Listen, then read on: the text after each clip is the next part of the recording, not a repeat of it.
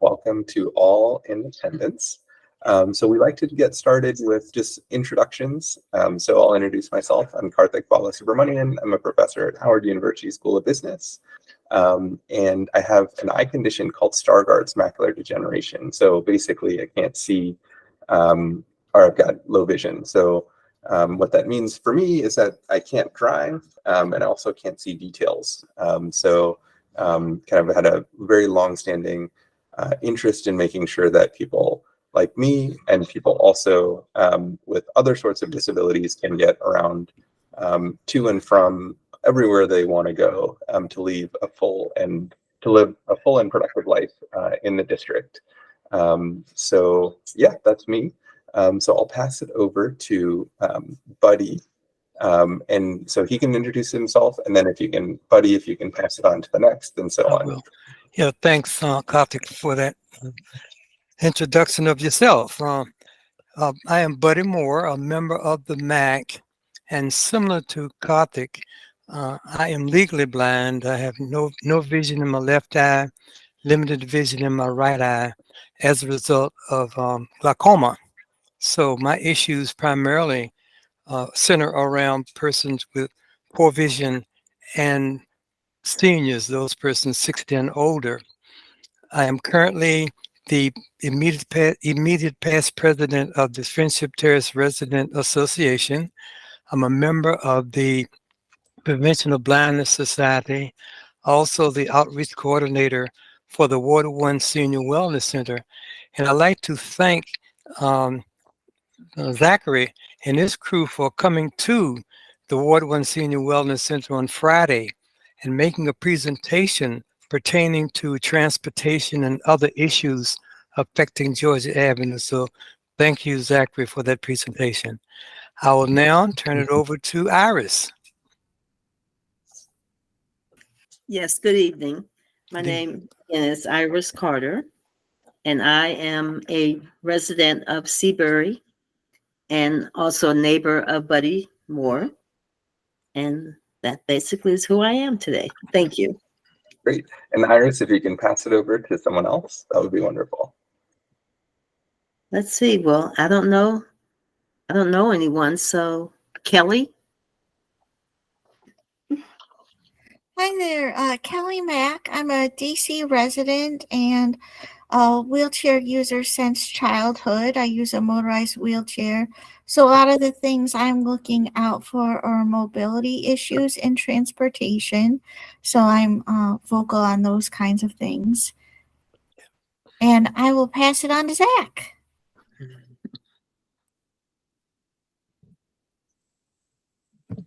Hi, good evening, everyone. This is Zach Smith. I'm with the District Department of Transportation, also the liaison to the MAAC, and I will pass it to my colleague, Natalie Jones-Best.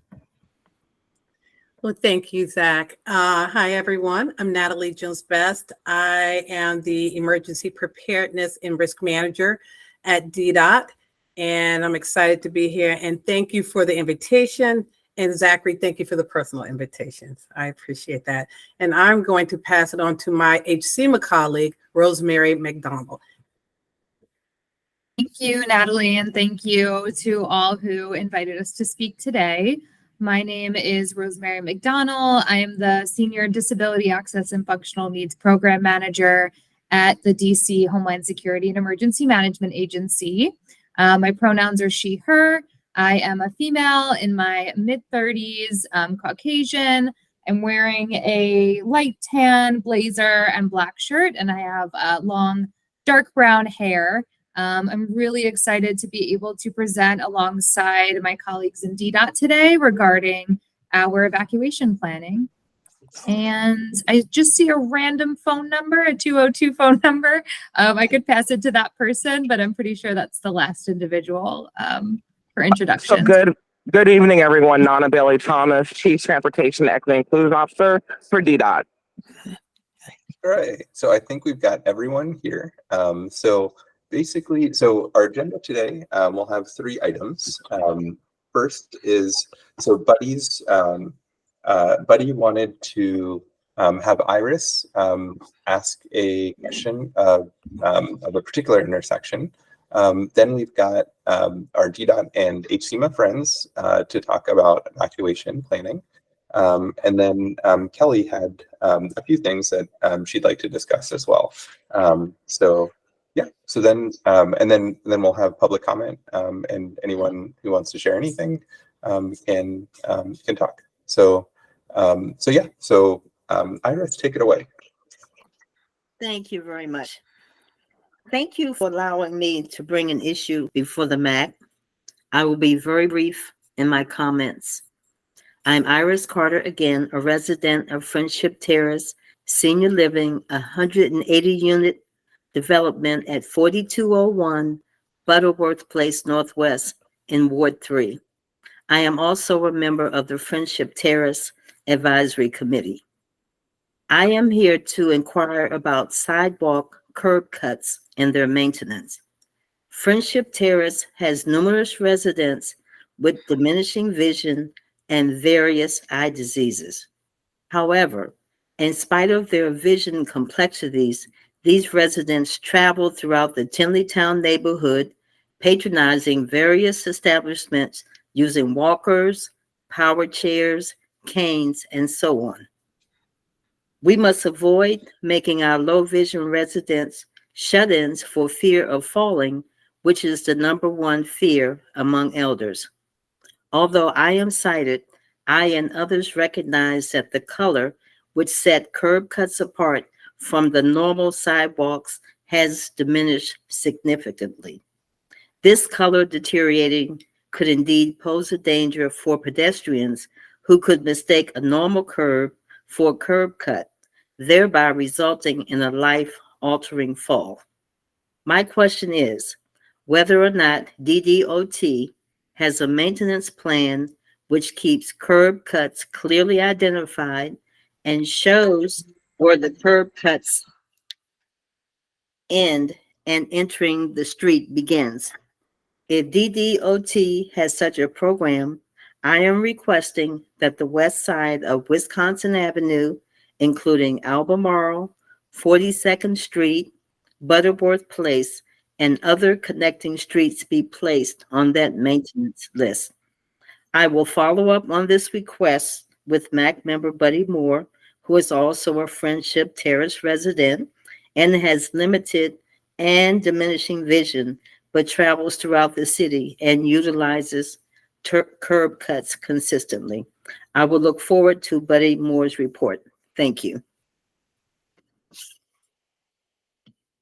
Okay, let me jump in here. As Iris stated, those curb cuts are great. They're fantastic. I use them all the time. However, the coloring has diminished. Many of them are red and some are gray. And when they were first painted or first instituted, the color would jump out at you, so you knew exactly where the curb cut began and the curb cut ended. Well, the painting has somewhat diminished on most of those that I use, so it's sort of difficult to determine again where the curb cut begins and the curb cut ends, which could result in a fall if you're not very careful. So the question is, does DDOT have a paint maintenance program to repaint those curb cuts, whatever color they originally were, whether they were gray or red? So then that's the big question. Is there a maintenance program by DDOT to paint or maintain those curb cuts with the color? And I guess that goes to Zach. No, thank you for your question. And I spoke with Buddy a little bit earlier about this too when I saw him last week. We do have a maintenance plan for sidewalks, which includes curb cuts. In terms of the paint itself, we don't have a maintenance plan just for painting or repainting. What we can do, and I've spoken to our Americans with Disabilities Act coordinator about this, is walk with you around Friendship Terrace and those areas that you've identified, just to see what the issues are, to see if those curb cuts are still in compliance. And Sure. that's what we can set something up like that. Okay. So Iris, do you want to be in touch with Zach and set that up? Sure. Okay. I will furnish Iris with Zach's information. Great. Hi, And, Zach. I have a follow-up question, Yep. and that is there, I don't know, like a master list of these particular curb cuts that are painted? And if so, could there be a plan made to check those? Because I'm guessing they were painted for a reason. Mhm. And maybe there needs to be some sort of maintenance check for those particular curb cuts. Just a question about how could we get proactive on these areas, because Buddy and Iris are great, but they're not walking every, ward in DC. So we can't rely on them for that. Yeah, there isn't a maintenance plan just for the color. We're not required to paint the curb cuts a certain color. And so that's sort of where that issue comes into play. We're required to do the truncated domes, which makes it the raised bump, so it's tactile, so you can sort of sense when you're on the curb before you get into the street. But we're not required to paint them. So if there are issues identified with paint that's diminishing, right now the best solution is to bring it directly to myself and Xavier. Great. Okay, we'll do.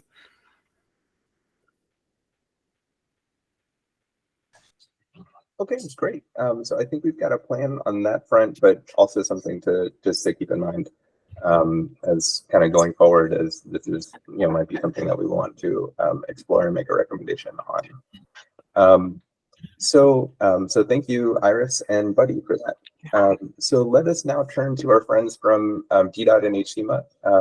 So to take it away. Thank you so much. I will pull up my PowerPoint and we can start from here. We already did our introduction, so thank you for that. I just wanted to, before we get started, briefly introduce what the DC Homeland Security and Emergency Management Agency is, since I know sometimes it's not as well known what exactly HCMA leads, but basically we lead the planning and coordination of all of the emergency management efforts within the district to really ensure that we are prepared to prevent, protect against, respond to, and recover from any type of threat or hazard. So we really have this vision for a safe and secure district. And as a part of my program, the Disability Access and Functional Needs Program within the district, my charge is to ensure that individuals with disabilities, as well as others with access and functional needs, can maintain their independence, their health, their safety, their communications, their transportation needs in all of those phases of an emergency activation that I mentioned: preparedness, response, recovery, and mitigation. And then Natalie, not sure if you want to briefly introduce your role within DDOT. I know that everyone on the call is pretty familiar with DDOT, but maybe if you could introduce like your specific role in your emergency preparedness program. Sure, absolutely. And so as I mentioned earlier, I am the emergency manager for DDOT. And so the type of things that I work on are plans that deal with evacuation planning. That could be evacuation planning for our colleagues in our building, our employees, but it also falls under the realm of evacuation within the District of Columbia. And so as large and as vast as that is, there's a lot of partnership that takes place with that. And I'll talk a little bit about that a little later. But it's really about developing evacuation or emergency response plans, one of which is evacuation plans and service plans that really give the framework to how the district will respond to an emergency, whether it's a very large emergency, relatively maybe more isolated in a community. They're all important emergencies and require a level of response. And so we create those plans, and as well, we do a lot of training and exercising on those plans. And then my role as well serves as a liaison to a number of other agencies, particularly HCMA, supporting their command center, their emergency operations center, and ensuring that plans are coordinated, as well as a lot of outreach with our federal and regional partners, MDOT, federals, WMATA, anyone that has a hand or a footprint in emergency planning and evacuation. Great, good points. Yeah, I think like anything that would disrupt our services or the safety of individuals. Natalie and I have been working in the realm of transportation to ensure that the needs of every individual in the district are being met. So I am relatively new to HCMA. I got here about 7 months ago at the very tail end of a settlement agreement against the district from a disability advocacy group. So I won't go into all the details of it, but I think it's important for the context of, a precursor to what I'm about to talk about, the work that's been done, because this settlement agreement was a really good enforcement mechanism for the district to complete a lot of these deliverables related to sufficient emergency planning for the disability community since 2019, when the settlement agreement was finalized. So since 2019, there have been a couple of leadership changes, the COVID-19 pandemic, obviously. We are slated to end the settlement agreement at the end of December, fingers crossed. But we have completed all of the related deliverables. And on the next slide of the screen here, I have listed out the different mission areas within the settlement agreement. For everyone on the call, those are outreach and integration, accessible emergency communications, post-emergency canvassing operations, so that door-to-door canvassing, evacuation planning, accessible emergency transportation, mass care, which includes sheltering, emergency training and exercising, and evacuation devices. So I will say that with my experience with the settlement agreement, I have found it beneficial in terms of providing that justification and that roadmap for the district to get things done really quickly. But I'm really looking forward to focusing on very thoughtfully laying out our own timeline and priorities for the district when it comes to emergency planning or inclusive emergency planning in the future, and really still focusing on the same mission areas with the same partners. So on the next slide, I have logos, various logos from district agencies that collaborated to complete the deliverables within the settlement agreement. Something important to note is that this settlement agreement, like, it wasn't just the district that was sued, or it wasn't just HCMA that was sued, it was the entire District of Columbia that was sued. So while HCMA had coordinated the settlement agreement, we collaborated with a multi-agency effort to complete all of these deliverables and focus on these mission areas. So for some of the mission areas, agencies directly kind of owned them, quote unquote. So for example, for the accessible transportation mission area, we largely worked with DDOT. For mass care, we largely worked with the Department of Human Services and so forth. But just based on my experience, this was a very collaborative effort and a whole of community approach that we took to this, which I thought was very refreshing. And it's something that is at the top of mind for all of these agencies on the screen. We just recently had a webinar a couple of weeks ago where we talked through an action plan for post-settlement agreement, and we're all just really excited and got the momentum going for the future. And then as a side note, just for context, this type of lawsuit was also brought against New York City and Los Angeles in the past decade. So it wasn't just the District of Columbia that was sued for this, but there was no precipitating event. It was just the same disability advocacy group suing these large cities to ensure that the needs of these populations in the disability community are being met during disasters. And I also wanted to bring up, in addition to the multi-agency partners that were key to completing all of these deliverables and these planning efforts, we also have a disability community advisory group, which I lead, and that is kind of our formalized structure for getting regular feedback from the disability community. And I've really made it a two-way communication where we are truly planning with the disability community and not for. It's just this forum where we get to learn from their expertise to form better policies, and then the disability community advisory group members get to learn about how the district operates. And recently we've been asking ourselves who isn't at the table and inviting them so we can diversify what populations are being represented in that advisory group. So on the next slide, this focuses on evacuation planning, and I'm going to briefly describe some of the deliverables that we completed and some of the high-level goals that we had completed in this mission area.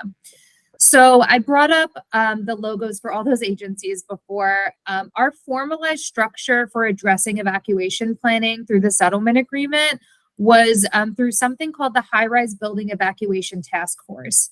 And that name is a little bit misleading because yes, we did focus on high-rise building evacuation, but we also focused on things that topics that would affect regional evacuation planning and district-wide evacuation planning, like communication, mass notifications to the public, transportation, mass care, etc. So this group was not only focused on high-rise building evacuation, but they did largely focus on that topic as well.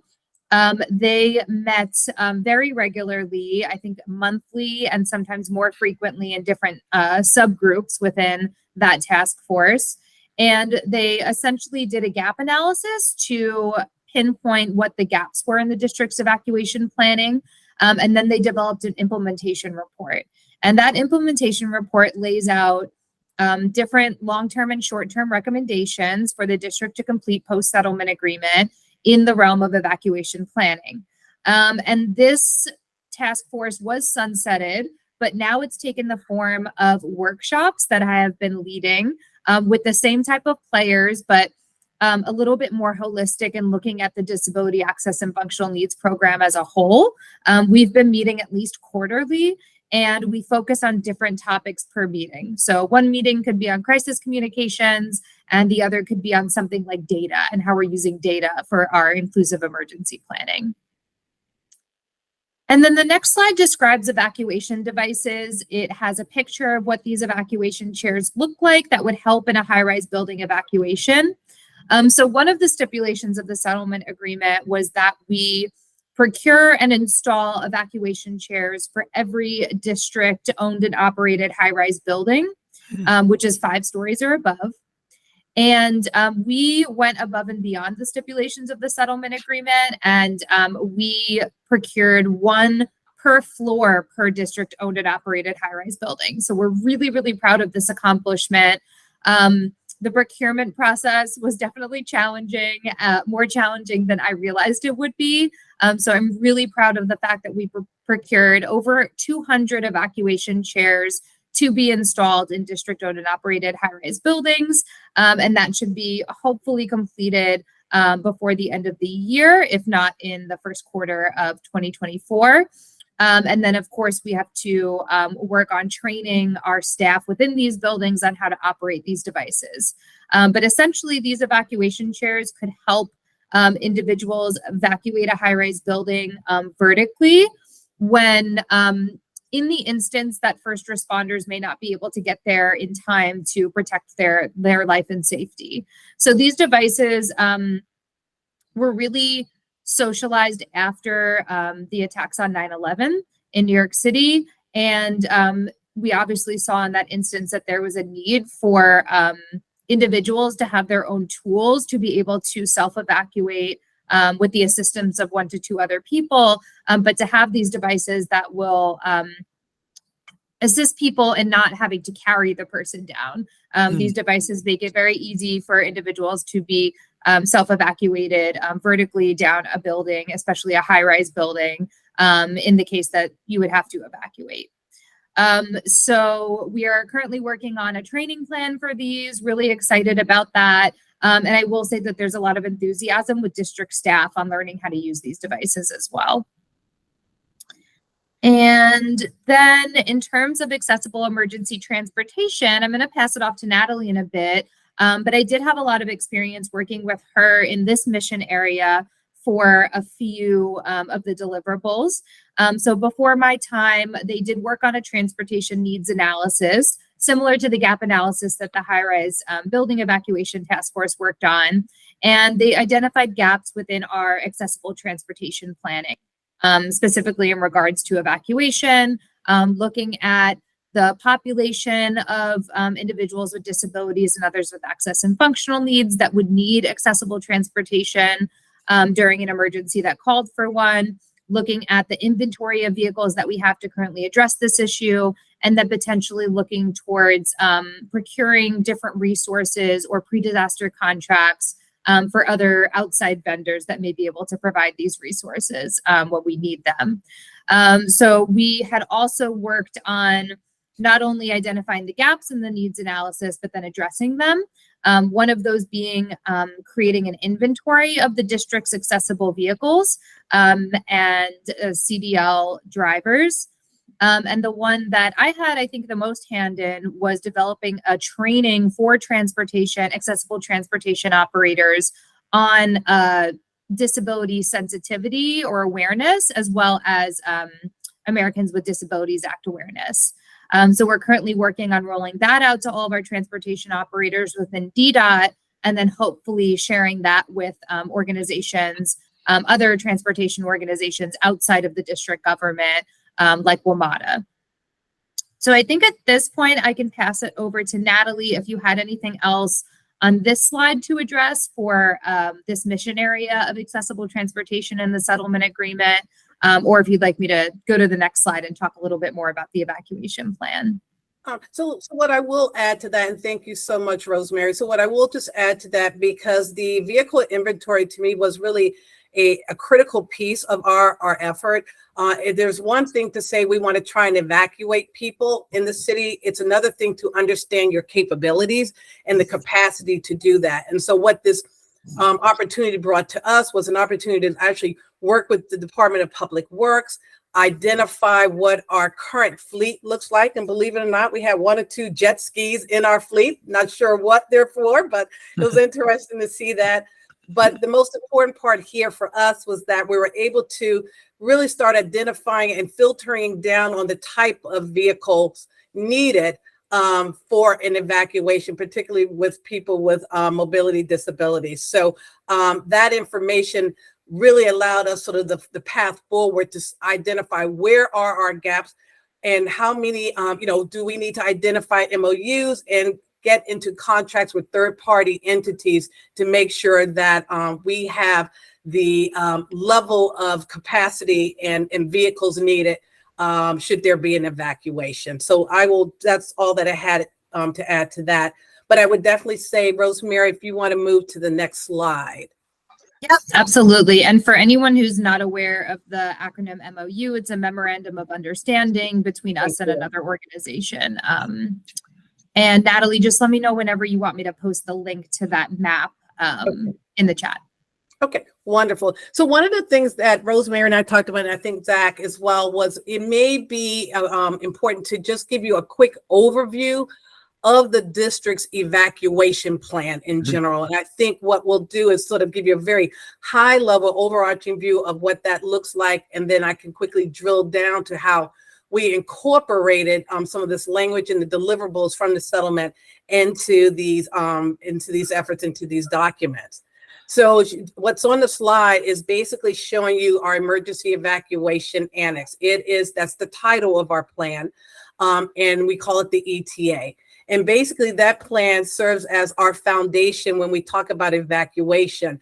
It outlines our plans, our procedures, the organizational structures actually that we use to support an evacuation here in the district. It is a plan that is not developed in a vacuum, meaning just DDOT, but just the opposite. We worked very hard in partnership with WMATA, partnerships with our federal partners, as well as our Maryland and Virginia Department of Transportation, and then all of our other transit and metro providers. What I will say about this plan is that it's developed from an all-hazard approach. So with that approach, we're basically looked at from data from what we call a daytime population.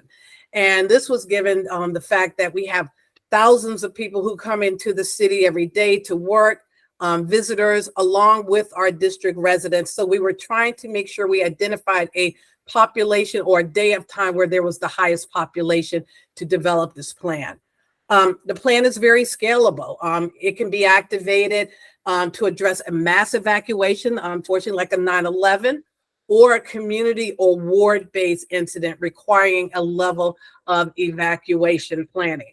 I will say it's a very tactical and very operational plan, and while I won't go into a lot of the details on that, what I will say within that plan, you're going to find our 19 evacuation primary routes. And on the slide, there is a picture of the Pennsylvania Avenue street sign. And above that is one of our evacuation route signs. So you'll find these blue evacuation route signs on all of our 19 evacuation routes, okay? And there are routes that lead from the district into both Maryland and Virginia. So the signage continues. So if it's a vehicle, if vehicular traffic is moving out of the district into Maryland or Virginia, there is the consistency of the signage. A few other things that you'll see, because again, this is a very tactical plan. You'll see a lot about our egress and our ingress gateways, managing traffic leaving the district, but at the same time ensuring that our first responders who are responding to this incident have a way to navigate the city. The other thing that's really big for our plan is obviously we have a number of bridges here within the district. And so we have a bridge plan or infrastructure plan that we have developed. So it helps us to be able to manage those infrastructures as, again, moving into both Maryland and Virginia. And then the last thing I will say, I'm a firm believer, having done this work for quite a bit, you always hear that with transportation and our roadways, we may not be able to increase the capacity of our roadways, but we can influence our roadways. And one of the ways in which we do that is through our traffic signal plans. And that's in coordination as well with both Maryland and Virginia to ensure there's consistent timing patterns as you move through the district into Maryland and Virginia. So I just wanted to give you sort of an overview on that. What I will tell you is that that plan is very robust. It's a very large document. And so we have created sort of a subset to that larger plan where we've developed what's called service plans. They're similar, I'll call them sort of playbooks, and they're playbooks for very specific missions and operation components of that emergency transportation annex. So we've basically sort of sliced up what's in that evacuation plan and create these sort of subset plans to be able to address specific operational components. One of the plans or parts of the plans I really want to highlight for this audience is what we call our assembly, collection, and transfer points plan. And these plans really outline the district's approach to logistically managing, really it's a pedestrian evacuation, but it goes beyond that. And if you want to put the slide up now, Rosemary, that would be great. Okay. Did you want me to post the link in the chat to the map that has the different transfer points? Okay, perfect. Absolutely. Thank you so much. And so within these plans, we've identified 3 types of staging areas for people who are evacuating, if they need transportation, if it's information, or if they need to connect to a transit system. And so the first of these is the assembly areas. Assembly areas are those locations, they're major corridors, they're off of our roadway infrastructure, they're close to transit systems. And the purpose here is there are basically a lot of schools and recreation centers. And so this is where people, if they're walking, will need to gather for sheer accountability, or if they're trying to connect to another part of the transportation network. The other locations that we have are transfer points. These transfer points are what we call more temporary locations for people who have been what we would say more displaced, who are in need of transportation to shelters. Okay, these are our large universities. These are places that are already populated with a number of people. So our universities, some could be shopping centers, and then some are recreation centers. And then the last of these staging areas, which I believe to be most germane to this conversation, are our collection points. These are established at the neighborhood level, and they're intended for the collection and transfer of residents who need to move to a shelter.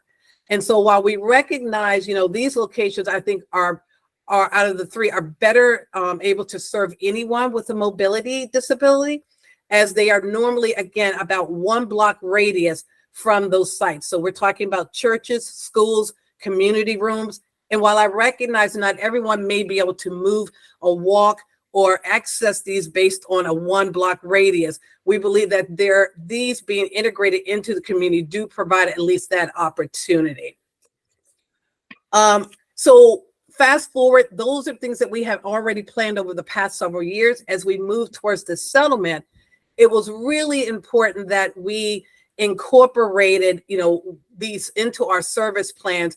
What we have, these different DF and DAF considerations that really serve as priority when executing these plans. And so on the screen, there are a list of considerations. Some I will go through. I think, Rosemary, you may want to go through a few as well. But, when we're talking about, for instance, the first one, we're talking about ensuring clear and accessible public messaging.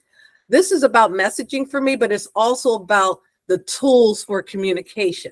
So when we're talking about messaging during an emergency, we're talking about ensuring a comprehensive public messaging plan for evacuation and for sheltering, and that this plan should provide information that is clear and accessible to all of our residents, including those with a disability, those who have access and functional needs. So we're really talking about making sure that as we activate these plans, the priority for accessible messaging is there, and that we have already identified a clear process to that.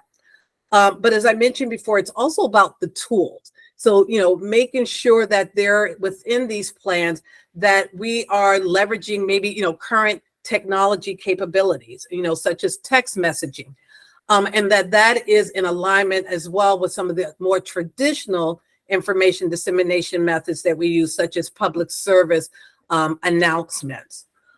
I would also say, I believe Rosemary mentioned earlier about, drivers and vehicles. That was part of the training that we have established for as part of this settlement. And what I've learned doing this business long enough is that, there are some lessons learned that we've learned from a number of other places. And I always say, Hurricane Katrina is one of those places. What we saw during that time was there were a lot of vehicles, right? But there weren't a lot of drivers. And so you had a lot of vehicles that were just at a standstill because there was not the matching of drivers.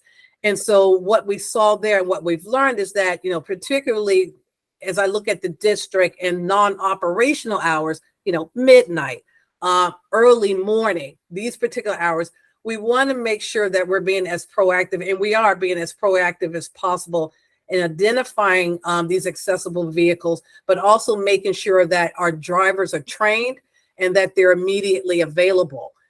One of the things I really want to say about this is that, this really requires a continued discussion with our district unions. A lot of our CDL drivers are actually union employees. So that is a conversation that we're beginning. And as well, I think that, that again is a constant planning component. But I think the takeaway from that is that as we're looking at these service plans, this information now has been incorporated into these service plans and given priority as we execute these plans. The other piece that's not lost on me is when we talk about ensuring, individuals with disabilities or access and functional needs are not ensuring that they're not separated from their assistive devices, from their service animals, from, personal care assistance. And one of the things that we know as we look at these plans is that, separation from these resources, will jeopardize the health or safety or independence of individuals. So this is part of the training program that, again, Rosemary did talk about. And so a lot of the responsibilities of this, while some of those fall within DDOT's purview, this is a conversation, and some of those responsibilities also fall within other district service plans. So again, it's about us communicating and coordinating with our sister agencies on a number of these topics. Rosemary, did you want to add some context to that as well? Yeah, I think you did an excellent job of explaining the considerations that we included in our update of this service plan for the settlement agreement. Just to give a more tangible example towards the accessible public messaging, not only does this mean obviously creating the message in plain language, but it also means including language about individuals with disabilities and others with access and functional needs within our mass notifications. So just as an example of this, over the summer when we had sent out through our Alert DC mass notification system heat emergency activations, we had gotten feedback from our disability community advisory group that while we did mention in the message that individuals can request transportation to cooling centers by calling the shelter emergency hotline, we didn't include information to also reassure folks that you can also request accessible transportation to these cooling centers. So we quickly inserted that sentence right after we mentioned that you can request transportation to also include that you can request accessible transportation to these cooling centers by calling the same number. So I think, you know, it's just about being inclusive in our messaging. You mentioned a lot of good points that we have within this one service plan, but part of the settlement agreement was looking at all of our service plans, which I think are over 50 of them. And not only did we insert call out boxes for disability access and functional needs considerations, we also partnered with our equity, diversity, and inclusion officer here at HCMA to include call out boxes that included considerations for those populations, equitable considerations. So one of them that's listed on the screen is recognizing the potential reduction of transportation options. So Natalie was mentioning those transfer points or collection points. You know, if there was an emergency like a hurricane, there may be a reduction in public transportation that may be shut down. So recognizing that folks may not be able to utilize their traditional methods of transportation, and also understanding that there are areas of the community that inherently have limited transit, or folks have a lack of personal vehicles within those areas. So we really were thoughtful in going through each and every service plan and inserting these considerations for disability access and functional needs, as well as equity, diversity, and inclusion. And I also just wanted to state that a big part of our planning is also recognizing that individuals with disabilities who may need mobility assistance already may have their traditional methods of getting accessible transportation. For example, they may be registered for the Metro Access program. So WMATA may give those individuals priority during an emergency evacuation over individuals who were not previously utilizing this service. So a big part of our planning is also recognizing that individuals with disabilities and others with access and functional needs already have methods to get accessible transportation, and to really making folks more resilient, so that we have less stress on the government resources that we desperately need during a wide-scale emergency. So a part of that effort is really enhancing the preparedness of the community. One way that we've done that is that we created an evacuation flyer specifically for individuals with disabilities and others with access and functional needs. And we're currently at the point where we are getting that its final approval from the mayor's office. And we hope to, through our traditional methods of community outreach, get that flyer to the necessary population so that they can be more resilient and more prepared on their own before help may arrive. And then lastly, I know we have a few hands up and we have a few questions. I just wanted to put our contact information on the screen, which you can also get through the chat. I will post it in the chat as well. But I wanted to point out a couple of services that I would recommend that you spread to your constituencies that would help in any type of a disaster, but especially in a disaster that would require an evacuation. One of them I did mention previously is Alert DC. That is our official voice and mass notification system during any emergency for the district. So registering for Alert DC to receive those emergency notifications is very important. Also, you can register for Smart 911.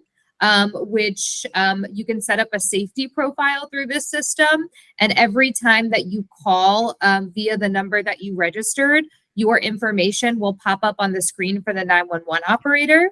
So you can include information such as that you have a service animal, or you have medical conditions, or have medications, so that they can hopefully get that information to first responders to be aware of during their response to your call. For example, keeping you with your service animal and not separating you from them. There's also from PEPCO, our utilities company for the district. They have an emergency medical equipment notification program, where if you are dependent on electricity for medical equipment or assistive devices, you can register for these special notifications that would go out for planned outages and unplanned outages to let you know for the potential for a widespread outage in your area and potential problems with charging your life support equipment or other electronic devices. And then lastly, DC water alerts. These are really important to sign up for so that you become aware of any issues with emergencies that involve water disruptions or contaminations. Currently, they will send notifications to the customers, which may only be the building owners. So I heard a few folks saying that they were living in senior living facilities. The owner of that facility may get the notification from DC Water if there was a water disruption or contamination, but then you are dependent on that building owner or whoever is getting that notification, then filtering it down to you and sending it to you.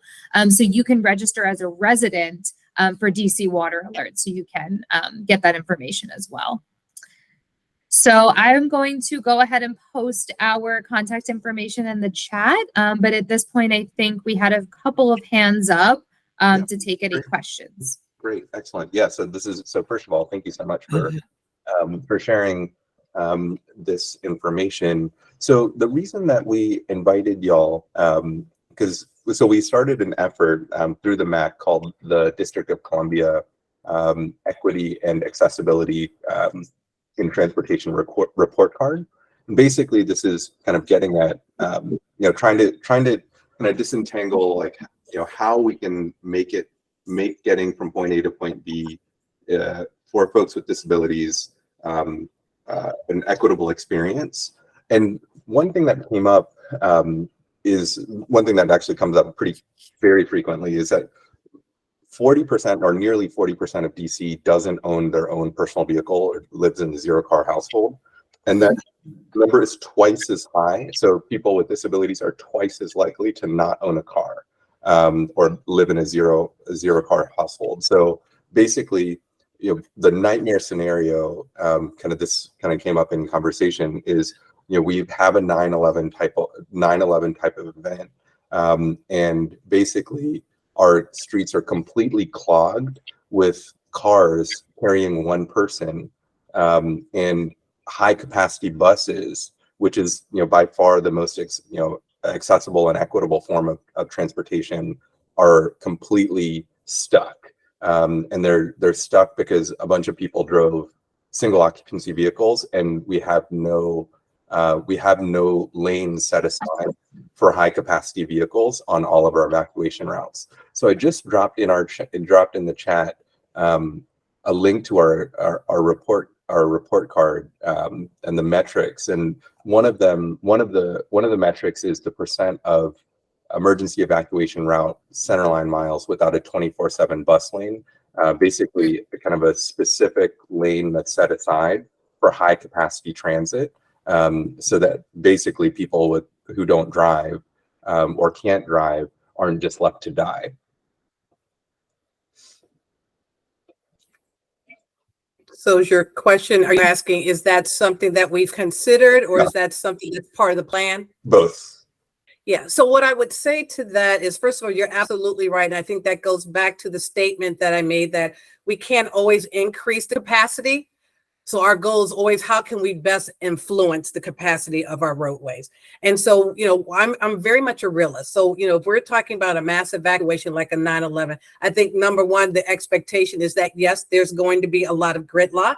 Number two, there's going to be a lot of traffic. And number three, it's going to be a long process of moving people out of the city. And as I mentioned earlier as well, our plans are really based on that daytime population, because we recognize that's when we have majority of people in the city, visitors, people working, in addition to our residents. So, we're very clear that there are times of the day where there are more people than others. And so as we're developing these plans, one of the things that has been important for us is looking at what are the other sort of modes of transportation, if you will.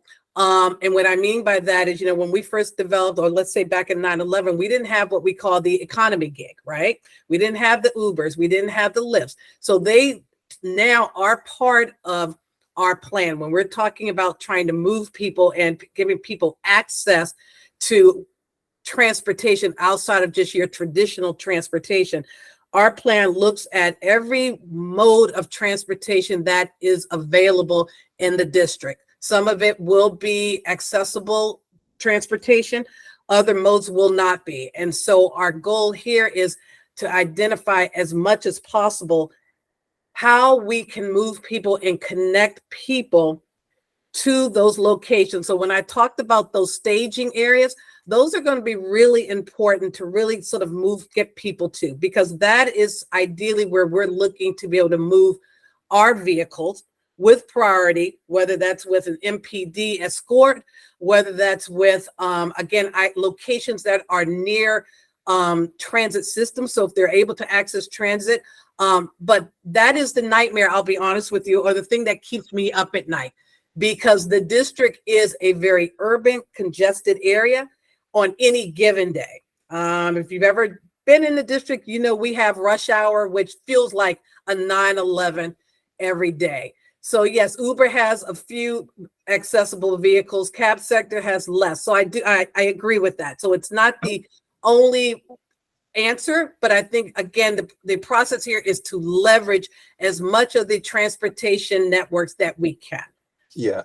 So the reason, thank you for that information. So the reason that I bring this up specifically is that a dedicated transit lane can move between 4,000 and 8,000 people per hour, and an on-street transit way can move between 10,000 and 25,000 people per hour, versus a private motor vehicle lane, or kind of a traditional lane that is the vast majority of our street network, only moves 600 to 1,600 people per hour. So basically, kind of the reason that we even started this report card is that we've been privileging people. We've been privileging people who can afford it all around us. So like every time there is a car lane, we've made a decision not to put in a bus lane that literally is 10 times more efficient.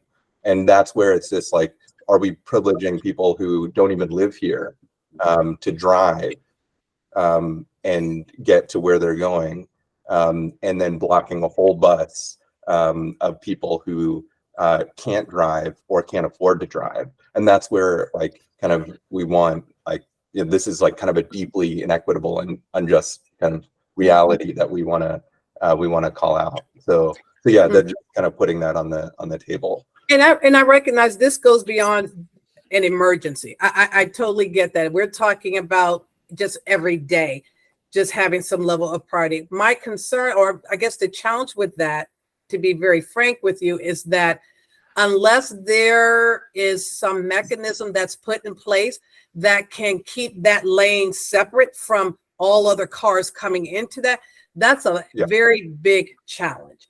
And so I think, yes, it is. First of all, let me say it is something that we should explore a little bit more, particularly for emergencies. But I think the reality is figuring out, how do you keep those priority lanes open and to the people who need them during an emergency? Because as we have seen, whether it's New York or even here, people will find the path of least resistance. And part of that path is going to be in a lane that maybe ideally is or normally is set aside for, transit or vehicles that, are more than just, one person in a vehicle. I don't know how we do that. And because I think it comes down as well to a resource issue. If we're talking about a corridor or an evacuation route, you're going to need, whether it's MPD or other resources to be able to sort of enforce that. And I just don't know, in the case of a major emergency, our resources are already going to be given towards our traffic control officers who are trying to just move the larger part of traffic. And I don't know if they would be able to be dedicated to sort of these priority lanes. But I think it is something that is worth the conversation, particularly internally with our transit team. Yep, got it. And the retractable bollards are something that are used in places around the district.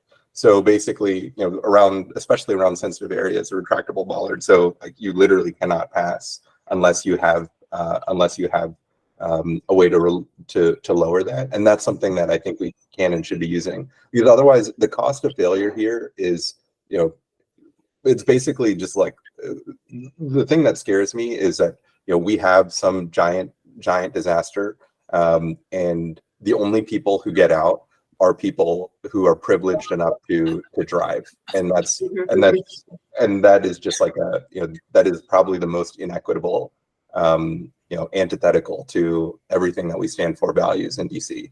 Yeah, and let me just sort of add this piece to it.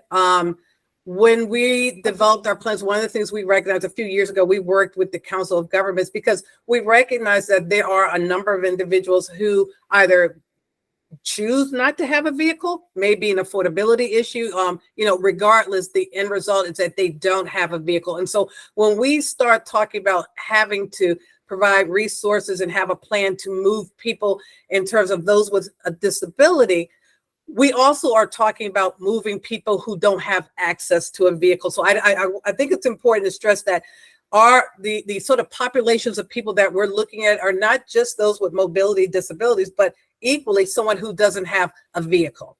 And so you raise a really good point.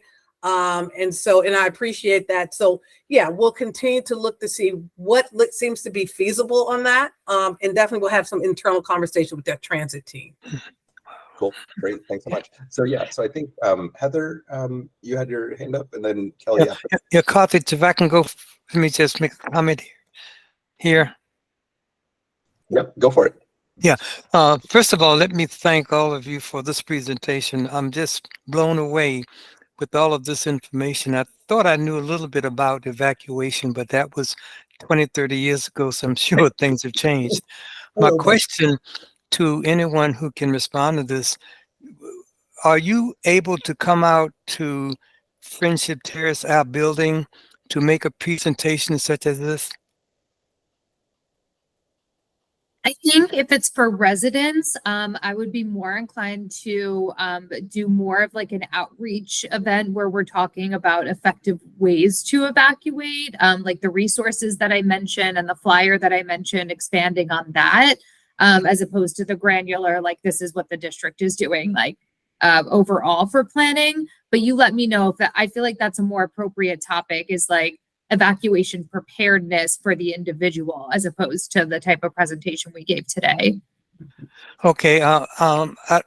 Again, I'm having trouble reading the screen, so I'll get your information, Rosemary, from Zach. Okay.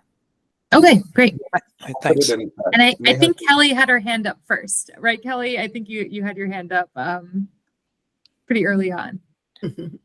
Actually, it was Heather, so let Heather go first. Never mind. I'll defer to any other MAAC members.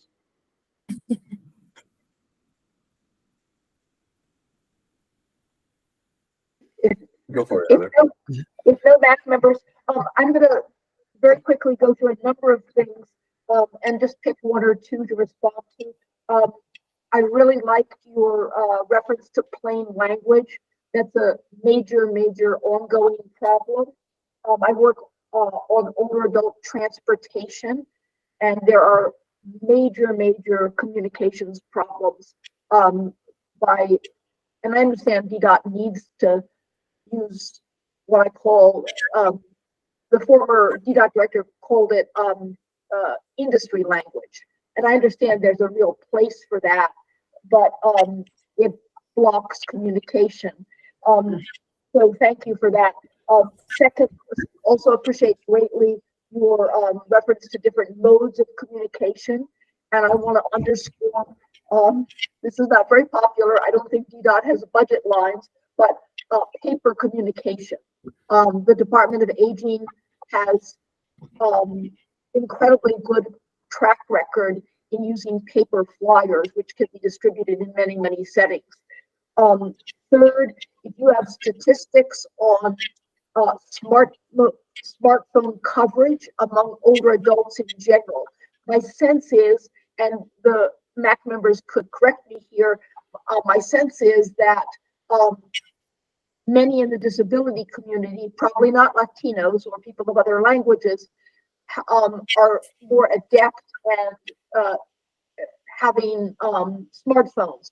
But when I went out several years ago to the Ward 7 Senior Wellness Center, half of the people, the residents, it was several hundred, didn't have access to either a computer at home or a smartphone. Flip-top phones is what they have. Another item is whether you've had a chance to interact a great deal with the Department of Aging, DACL. Next to last, the circulator buses have much more space for wheelchairs than WMATA buses. I think that's something really to look into, especially before the DC Council axes the circulator program next spring. And that's it. It was a very fascinating presentation, very content-based. I really appreciate it. If I could just sort of make one comment, I appreciate what you're saying. Someone said that is true about the circulated buses. You're absolutely right. And so when we talk about vehicles, I think I told you we talked about doing this vehicle survey, basically identification. One of the sets of buses would definitely be our circulator buses. Obviously we want to make sure we leverage what the district currently sort of owns and runs. So recognizing that that would be part of our fleet should there be a need for evacuation. It won't only be those vehicles, but clearly we would use what we have at hand first, and those would be those circulator buses. So I appreciate you raising that. That has already been discussed and incorporated into our overarching plan. And I just wanted to thank you so much for the feedback on paper communications, because that's really helpful for me as we roll out our preparedness materials and flyers. And it's good to know that paper communications are still appreciated and actually preferred within the disability community. And we did create that flyer with our disability community advisory group. So we had their feedback in the design and the content all along the way. So really looking forward to getting that out to different populations and community-based organizations. And Kelly. Thanks so much for the presentation. This was really helpful. And I wanted to thank again the information you shared about proactive communication, learning from the group about communication. I will say my personal perspective as a lifelong wheelchair user is I don't expect things to be accessible. I expect things to be inaccessible. And I am happily surprised when they're not. And so being very proactive about what is accessible, how it's accessible is really important. And I know this is not your topic, but another related topic is if we're taking people with disabilities to shelters, are those shelters accessible? What accessible features are available and can they expect or request is also really important information to include somewhere in the evacuation process. And the last thing I wanted to say is, what can we do to get the word out to community members? Like maybe local, ward meetings where people can come and ask questions and learn. I'm just trying to think to spread the word because I think there's a lot of, more people with disabilities that might not be learning these things and need to hear these messages from you. Thank you so much for that feedback. So I'll tackle the sheltering issue at first, because that was a whole mission area within the settlement agreement that we actually piloted shelter assessments for 16 pilot shelter sites that would likely be used in our mass care operations. And we assessed them for accessibility, physical accessibility, emergency power, etc. And we created a accessibility checklist for when the shelter gets set up. We created a job action sheet for a disability access and functional needs shelter coordinator. So I appreciate what the settlement agreement gave us in terms of that enforcement mechanism to get this work done that likely would have taken years, and it took 6 months for us to pull it together. But there's still a lot more work to be done in that space. And it's obviously disappointing for me to hear your assumption that it's not going to be accessible. And I hope that I can make, and we can make as a district, a tiny dent in changing that perspective. Hopefully we never have to test it out, but if there was an emergency, if we can make that impact and make folks feel included and considered, then that's our goal. Regarding your comment about outreach, we would love ideas on how to get out to the disability community. So I also saw a comment by Heather in the chat. Like I mentioned, we're currently restructuring the Disability Community Advisory Group. It was determined by plaintiffs in the settlement agreement who was going to serve on that group. And we've definitely seen a decrease in involvement in it. So we're currently recruiting for new members. We're looking towards different disability service providers, quasi-governmental organizations within the district. So I would love to have representation from this committee on that. But we're also setting up a disability access and functional needs listserv. That's going to be a much larger group. The DCAG has to kind of be a little bit smaller just so that meetings can be productive. But we're creating this listserv that we will basically be reaching out to during emergency activations to give situational awareness to, but to open those lines of communication so they can actually escalate issues up to us. And also during our steady state operations, when there's no emergency, spreading more situational awareness about things. For example, the latest WEA test, the wireless emergency alert test that happened in October that everyone got to their phones. We sent out a notice of that to that listserv, and we asked them for their feedback on how accessible that message was. And we sent that feedback to FEMA, the Federal Emergency Management Agency. So that listserv is also currently being formed. If you have any ideas of great, actual individuals with contact information, I've gotten a lot of, this organization, that organization, but it's been a little bit difficult for me to pinpoint who exactly I should be reaching out to. Please I don't know, Zach, if you can forward that information to me, if you can forward that up, or if anyone has any interest on joining the DCAG, we are looking for members. We're currently in a recruitment process for after the settlement agreement in January. So please feel free to contact me and I'd be happy to send you an interest form. Also, I just briefly want to share with you, Kelly, I know you talked about the shelters and sort of being ADA compliant, but one of the things when the different collection points, I was talking about the assembly areas, all of those, that was part of the criteria when we started identifying those locations, not just for the size and location close to transit, but we also want to make sure that they were accessible locations in every way. So you raise a really good point about the shelters, but I just want to let you know that as we did our identification of these staging areas, that was something that was heavily considered as well. Yeah, That's fantastic. This is all great. And I would say that as you're building your communications to include that in every aspect, you will be picked up at this accessible location in an accessible vehicle to go to an accessible shelter, down the whole line so that people can know what to expect. great point. Not assuming that they know. Right. And that was, I was just going to say that was a part of the shelter initiative too, was ensuring we had a plan for accessible transportation to and from shelters. So that's also kind of embedded into our plan, but I think we can do a much better job of specifically indicating the accessibility aspect of it in our communications. Yeah, for sure. And Kelly, I would just say too, I'm disappointed that you feel like you you have the low expectations. And so, clearly there's work for us to be done, and I respect It's that. not just DC. It's No, it's not trust me, DC centric.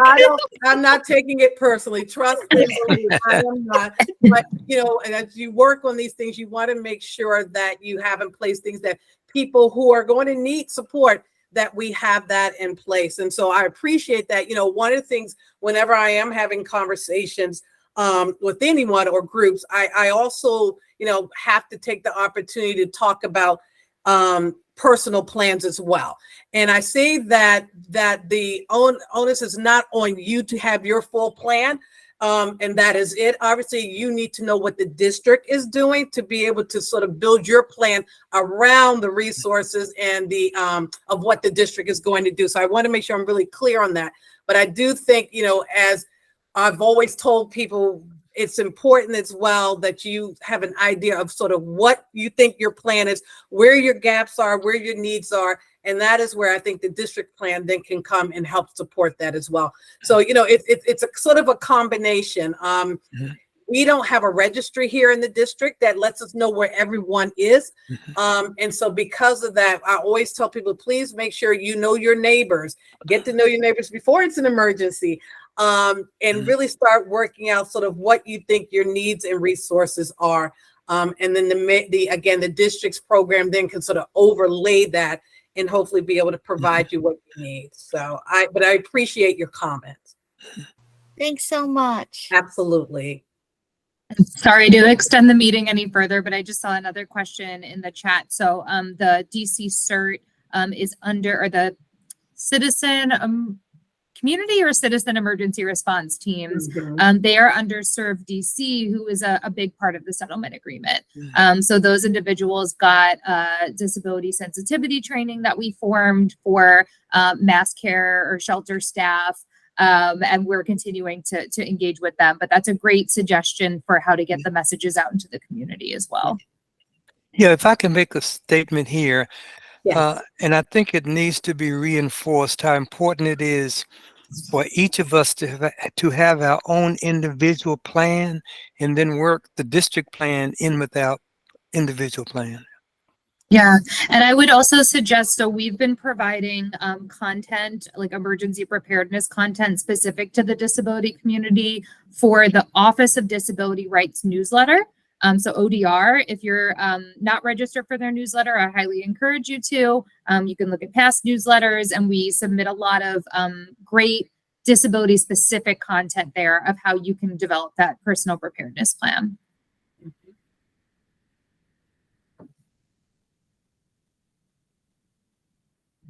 Well, thank you all so much for your time and attention and for giving us this space to speak to what we've been working on for the past, now 4 years for me, 8 months.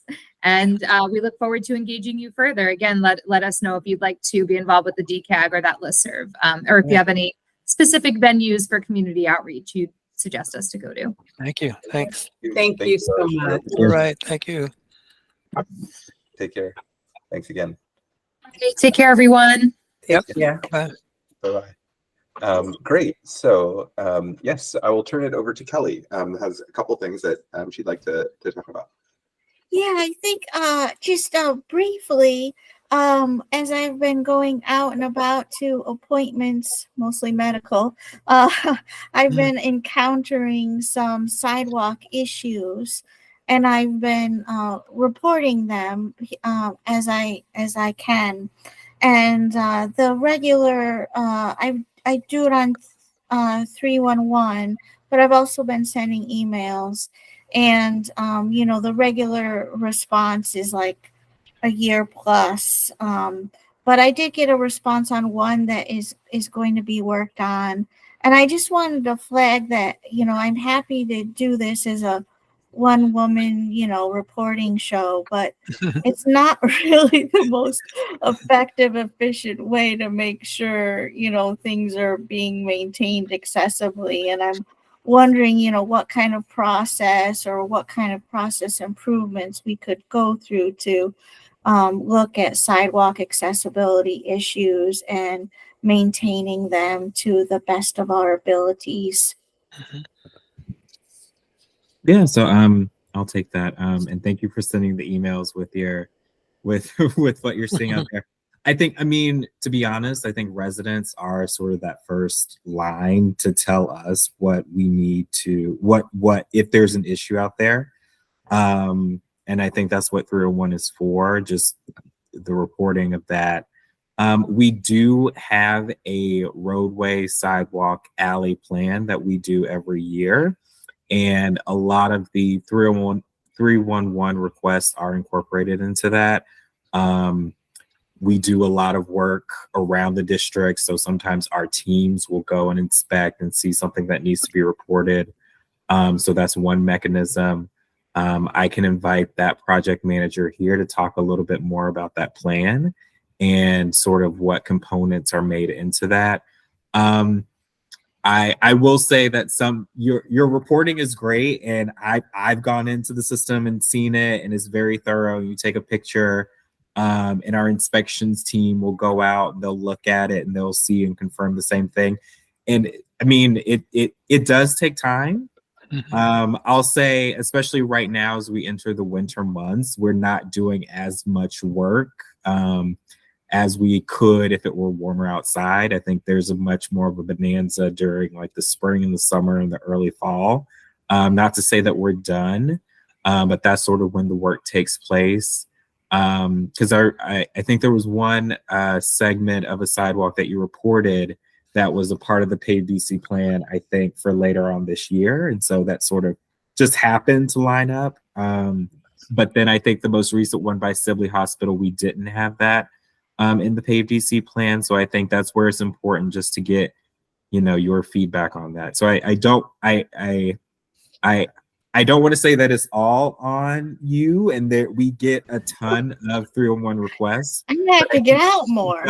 It does help. And I report as a resident of the district myself. So Well, another thought, and maybe this is more of a later discussion, is do we want to try to engage, you know, like talk to the Commission on Disabilities or ODR, or, you know, do we want to try to, I don't know, sell to disabled residents, hey, report this stuff when you see it if you can, you know, because, you know, maybe people just aren't aware that they can and should or whatever. So, yeah, you know, we could do a little mini campaign. I mean, I think that would work. And I'll just say this and I'll turn it back over to you, Karthik. Our age-friendly DC group, and that's a different group that is concerned with aging in the district and aging in place and people of all ages that they can, you know, thrive in the district. They actually did sort of a walkthrough about 10 years ago of our sidewalks in our streets and reported it. It was a little bit before the 311 system that they used it. I'm in talks with that program manager to restart that for 2024. And so that's a possibility and an avenue that we could also include those other groups that you mentioned.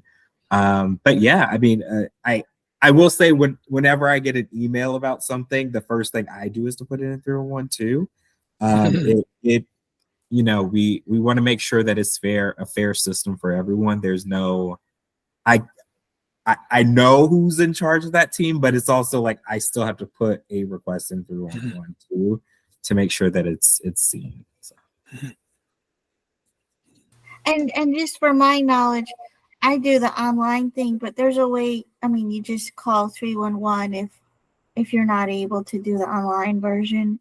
Yeah, 311, you could call D.2. Our call center is our main line. I believe it's Monday through Friday, 9 to 5, but 311, that's the district call center. They'll respond and dispatch us too. Thank you. And I would be interested, I think Karthik was nodding too, in meeting with your colleague about that sometime. Excellent. Yeah, absolutely. And I think that's a great idea about essentially just kind of making a quick video or some set of training resources on like, hey, here's how to use 311. Here are like 3 ways to do this, you know, and trying to get the word out. I think that's something that we can and should do. That's great. Cool. Excellent. So I think Yeah, that's all that I've got. Anyone else and kind of for public comment, anyone else have anything else that they'd like to bring up? Yeah, Karthik, if I can you hear me okay? Yep, can you hear great? Yes.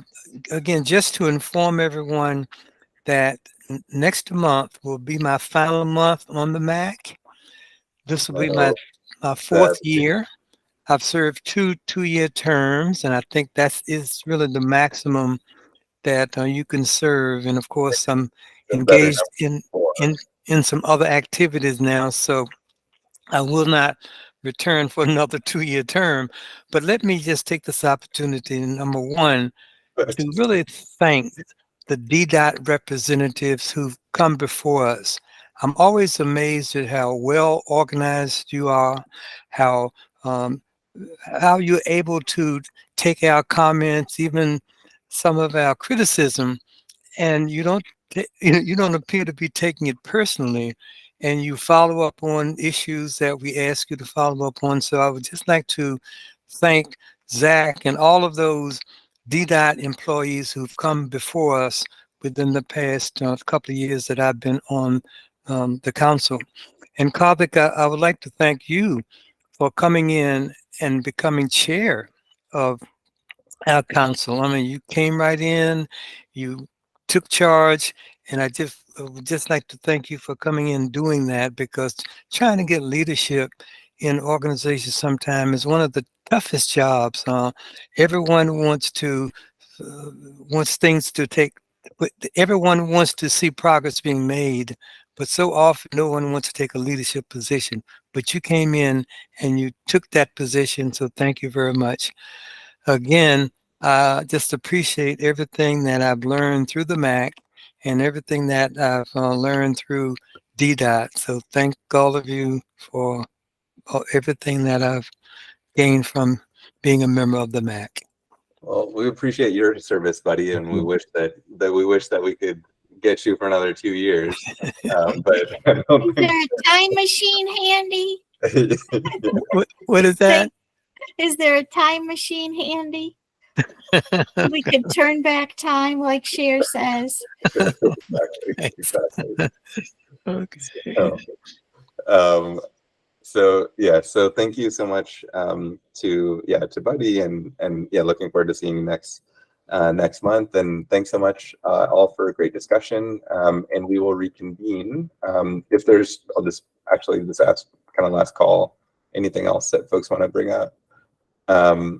So we will reconvene, I believe, on the 13th of December at 5:30 p.m. So everyone have a great rest of your November. Happy Thanksgiving in advance, and we will see you in December. Thanks, everybody. Thanks, everyone. Take care. Bye. Thank you. Bye-bye.